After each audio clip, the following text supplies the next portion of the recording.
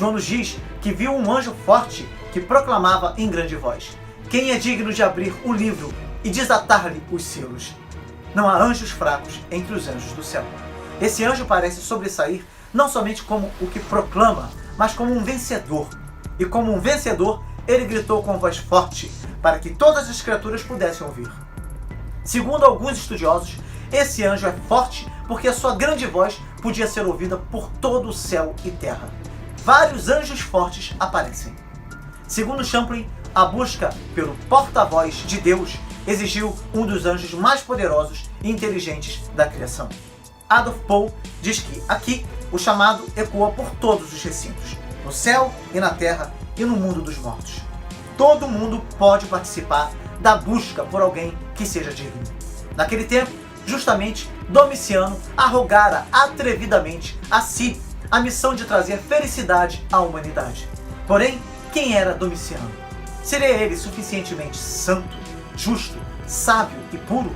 Ou quem além dele seria? A humanidade tem de enfrentar, enfim, a questão do material humano. De tantos lados, ouvem-se sugestões úteis quanto à questão do que fazer. Qualquer um diz o que seria o correto. Contudo, onde está aquele que é bom? Os planos de melhorar o mundo constantemente fracassam diante da busca por pessoas. O mundo está repleto de seitas e de líderes religiosos e políticos, os quais têm a presunção de que são capazes de fazer tal coisa. João nos diz que chorava muito porque ninguém foi achado digno de abrir o livro. Segundo Hernandes Dias Lopes, ninguém foi achado digno no céu. Miguel, Gabriel, serafins, querubins, anjos, Abraão, Moisés, Elias, Paulo, Pedro, Maria, ninguém foi encontrado digno para dirigir a história. Segundo, ninguém foi encontrado digno na terra. Nenhum homem, por mais poderoso e influente, pode decifrar o sentido da história. Terceiro, ninguém foi encontrado digno debaixo da terra. Nem o diabo, nem os demônios, nem os espíritos atormentados podem revelar a você o sentido da história e da vida. Não há ideologia, nem partido político, nem sistema econômico que possa realizar os sonhos e as esperanças do coração humano. Sozinha, a humanidade não vai a lugar nenhum. Sozinha, seu destino é o caos. Há uma impossibilidade radical de que o homem seja o senhor do seu próprio destino. Há uma clara impotência humana para desvendar o futuro.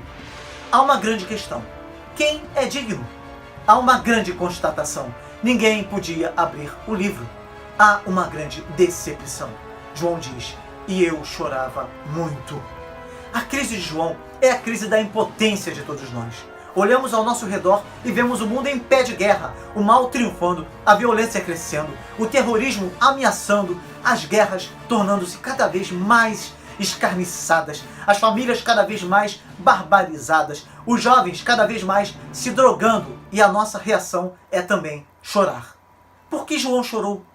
Primeiro, porque isso parecia frustrar a promessa de Apocalipse 4, versículo 1. Segundo, porque a história estaria à deriva, como um barco sem leme. Agora não foi um forte e poderoso anjo que falou, mas um ancião, isto é, um que havia, ele próprio, experimentado os efeitos da redenção em sua mesma alma. É sua hora de voltar-se a João com a maravilhosa mensagem de consolação. Hendrickson diz que Cristo venceu o pecado na cruz. O grande obstáculo foi removido, o sangue foi aspergido, a vitória sobre o pecado, sobre Satanás, sobre a morte, etc., foi conquistada. Cristo é chamado de o leão da tribo de Judá, uma clara referência a Gênesis 49, versículo 9 e 10. Nesse texto, as palavras de Jacó revelam que havia algo de muito especial reservado ao seu filho, Judá, e principalmente à sua descendência direta. É dito que seus irmãos o louvariam e se inclinariam a ele, que a sua mão estaria sobre a cerviz, sobre o pescoço dos seus inimigos, que ele seria como um leãozinho muito forte, poderoso e até mesmo majestoso, e ainda que o cetro, simbolismo do poder e autoridade de um rei, não se afastaria mais da sua descendência, até que ocorresse algo ou alguém que Jacó chama, misteriosamente, de Siló, que seria um futuro descendente de Jacó, pois ele completa a sua bênção dizendo que a ele obedecerão os povos. Segundo Gerhard von Groningen, Siló é um termo único de uma espécie e que não tem sido atribuído em sentido unânime, e que talvez o termo Suelu, governante ou seu governante, tomado de empréstimo aos povos semitas das vizinhanças, oferece uma solução aceitável. Neste caso, o texto indicaria que Judá exerceria prerrogativas reais até que viesse o seu governante para assumi-las, ele próprio. Até esse tempo, Judá serviria em seu lugar.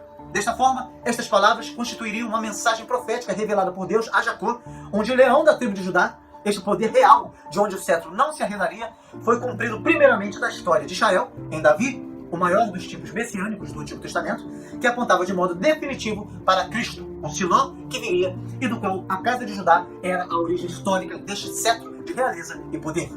E vencendo Satanás e levando sobre si o peso de toda a ira de Deus até as últimas consequências, ele provou ser o leão. E ele foi chamado também de Raiz de Davi, o Senhor de Davi, a verdadeira raiz a quem Davi devia sua origem. Fritz Heinecker diz que, numa colocação brilhante, João relata seu tema central da revelação do Novo Testamento: a vitória mediante o sacrifício. Na cruz, esse leão de Judá, essa raiz de Davi, venceu e, portanto, conquistou o direito de abrir o livro e de quebrar seus selos, isto é, de reger o universo em concordância com o plano de Deus. Adolf Paul diz que esta é a primeira das 28 vezes em que o título de Cordeiro, característico para o Apocalipse, é usado. Ele está estreitamente vinculado ao que este escrito tem de mais essencial. Através do Cordeiro, tudo se tornará novo, e um dia tudo ficará bem. E a frase como tendo sido morto deve ser interpretada a partir do fato de que foi sacrificado, de que o Cordeiro foi sacrificado, a partir das marcas de seu abate.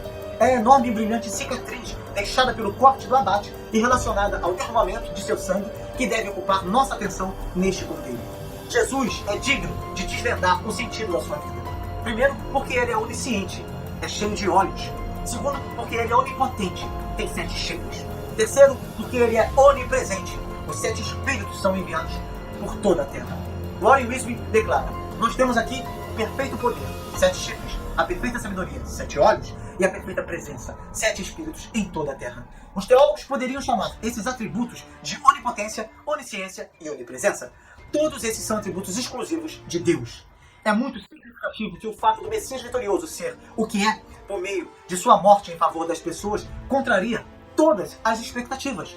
Na antiguidade, frequentemente veneravam-se divindades em figuras de animais, mas sempre na forma de animais de luta e rapina, como leão, touro ou serpente. Contudo, era totalmente incomum e aparentemente absurda uma mensagem de um vencedor divino na figura de um animal sacrificial. Portanto, o Cordeiro confirma a figura do Messias vitorioso como servo sofredor. Não obstante, é justamente esta mensagem que possui sua lógica, porque desta vez apareceu um Redentor que, em última análise, não sucumbiu outra vez à lei de seus adversários, como tantos salvadores antes dele. Um Redentor que não derramou sangue alheio, não usou de violência, nem criou agruras como os primeiros. Ao contrário, cumpriu a lei de Deus a ponto de derramar o seu próprio sangue. Ele amou os seres humanos sobre essa terra, como Deus o queria, e morreu sem que morresse este amor. Sua vitória era esta, que o amor não se rompeu em nenhum ponto. Com esta atitude, ele quebrou a estrutura básica do mundo e desmantelou o ciclo vicioso do pecado. A lei do Cordeiro aniquilou a lei do lobo, instaurando o amor de Deus como o poder da história. Visto sobre este ângulo, a Sexta-feira da Paixão é o evento mais pleno de sentido que jamais aconteceu. Entraram integralmente em ação o nome de Deus, o reino de Deus e a vontade de Deus. O Cordeiro veio e tomou o livro da destra do que estava assentado no trono.